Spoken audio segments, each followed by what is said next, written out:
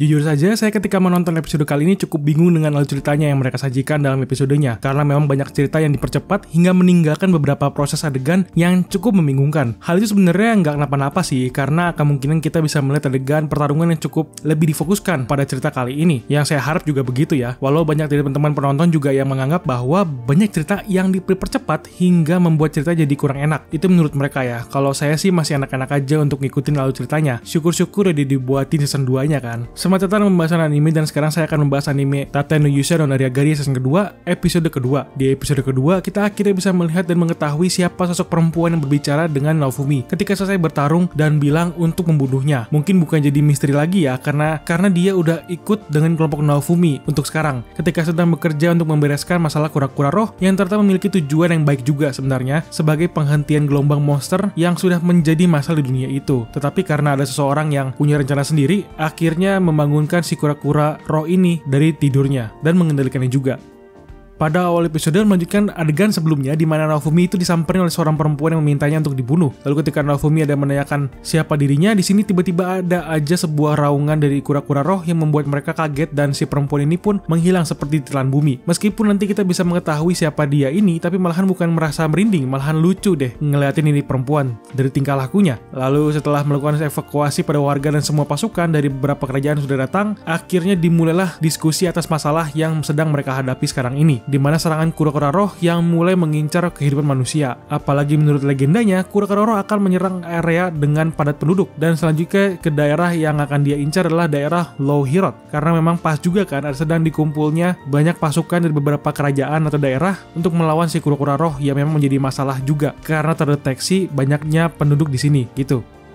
Pada diskusi ini juga sebenarnya menjadi diskusi penting untuk merencanakan rencana dalam menanggulangi serangan dari kura-kura. Namun dalam diskusi ini dari awal seperti yang kalian mengerti juga bahwa keadaan tidak semudah yang kita kira dalam diskusi bersama dengan para jenderal pasukan yang memang sangat bangga dan ingin menunjukkan kemampuan dari para prajurit yang sudah mereka latih sendiri. Karena pada saat Naofumi sedang menanyakan rencana apa yang akan mereka lakukan untuk melawan kura-kura roh itu, juga semuanya menjawab dengan santai dan menjawab bahwa mereka bisa melakukan semuanya sendiri dengan besarnya pasukan yang mereka punya. Apalagi mereka berpikiran untuk melakukan serangan secara serentak karena nanti pastinya mereka bisa melawan si kura-kura dengan mudah. Ditambah ada juga dari salah satu jenderal yang cukup menyombongkan dirinya dengan bilang kalau mereka tidak membutuhkan 4 pahlawan kardinal dan kekuatan mereka juga sudah cukup untuk melawan si kura-kura roh. Namun pada saat mereka menyombongkan diri, salah satu jenderal pasukan daerah yang sudah terkena serangan kura-kura roh itu langsung mengatakan bahwa hal itu mustahil karena semua prajurit setia mereka pun dengan mudah dikalahkan oleh si kura-kura roh ini. Karena logikanya aja dong men, itu monster segede apa kan, sampai ngeliat manusia udah kayak semut kan. Gimana coba ngelawan si kura-kuranya dengan tumpukan semut? Kan nggak mudah begitu.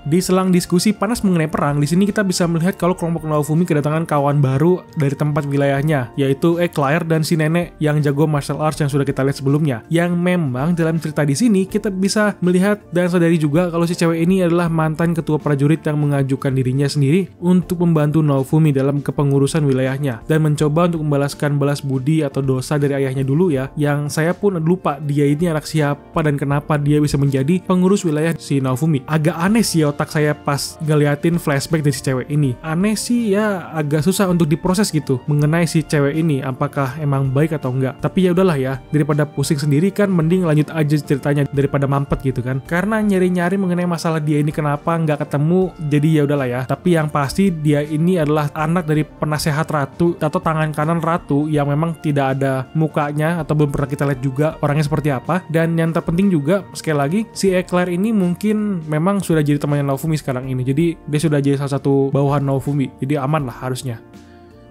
Dan kembali ke diskusi panas di mana kita bisa mendapatkan sebuah informasi mengenai pahlawan 7 bintang yang memang memiliki status lebih rendah dari si 4 pahlawan kardinal. Namun mereka memiliki senjata unik mereka masing-masing dan terkadang ada di antara mereka yang dipanggil ke dunia itu dari dunia lain, sama seperti si Naofumi. Baru di setelahnya terjadi kejadian mendadak di mana ternyata pada saat diskusi kedatangan si perempuan yang memanggil Naofumi sebelumnya dan ada ikut masuk ke dalam diskusi panas yang cukup nggak penting menurut saya dia ini datang, di mana dia mengaku bahwa dirinya adalah seorang putri atau selir dari kerajaan kura-kura roh itu sendiri dan sudah menjadi wali raja dalam kerajaan itu. Namun ternyata memang dia mengaku lagi bahwa dirinya adalah sebuah familiar atau sebuah ciptaan yang diciptakan oleh kura-kura roh itu sendiri untuk menyelesaikan tujuan dari si kura-kura roh yang memang mengejutkan banyak orang dalam diskusi tersebut. Di sini dia ada membeberkan informasi mengenai tujuan dari si Kurokura Roh yang seharusnya di mana dia belum terbangun sekarang ini. Karena pada awalnya tujuan dari Kurokura Roh itu adalah untuk mengumpulkan jiwa-jiwa manusia yang sudah meninggal dan menggunakan jiwa itu sebagai kekuatan untuk menghadang gelombang yang menjadi masalah di dunia itu. Namun masalahnya sekarang ini adalah keadaan yang tidak bagus akibat Kurokura Roh yang dibangunkan dari tidurnya oleh orang yang tidak bertanggung jawab. Kenapa bisa begitu? Karena Kurokura Roh akan bangun sendiri ketika keadaan jiwa yang meninggal itu tidak mencukupi dan dia harus membunuh manusia itu sendiri dengan tangannya. Namun sekarang ini kan dia itu terbangun akibat ada orang yang sengaja membangunkan atau membuka segel tidur si Kurokura Roh dan mencoba untuk mengendalikannya untuk memecah kekacauan. Kalau nggak salah ingat, ini cuman dari ingatan gua doang karena sepintas doang pas saat nge-record. Seingat gua yang membangunkan si Kurokura Roh ini itu si pahlawan panah yang tidak sengaja itu dia lagi hunting terus tiba-tiba kebuka segelnya gara-gara dia. Kalau nggak salah ingat ya, dari ceritanya seperti itu. Mungkin gue juga salah, jadi ya mohon direvisi bagi teman-teman yang sudah baca novelnya atau sudah baca manganya juga, karena takutnya salah juga gitu kan.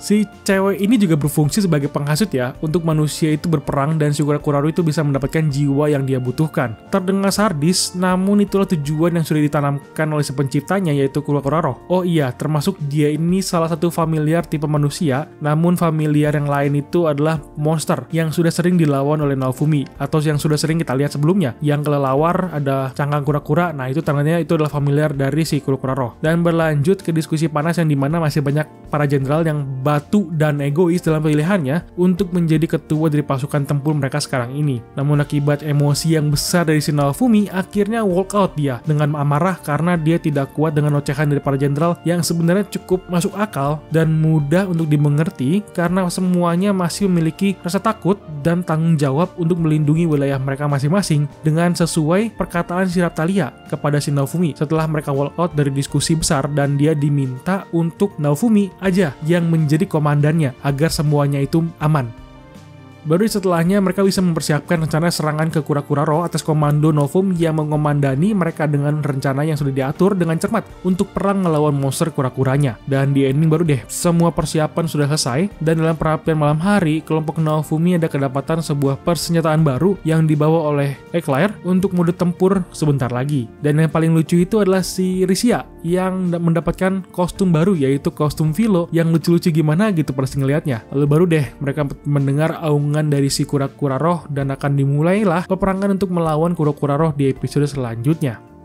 Oke, itu aja pembahasan mengenai Tate no Yusha no Nariagari season kedua episode kedua kali ini. Jika kamu suka dengan pembahasannya, silahkan di like videonya dan di subscribe channelnya. Lalu berikan pendapat kalian mengenai episode kali ini. Tulis komentar ya. Sampai ketemu di video lainnya. Thank you for watching and bye-bye.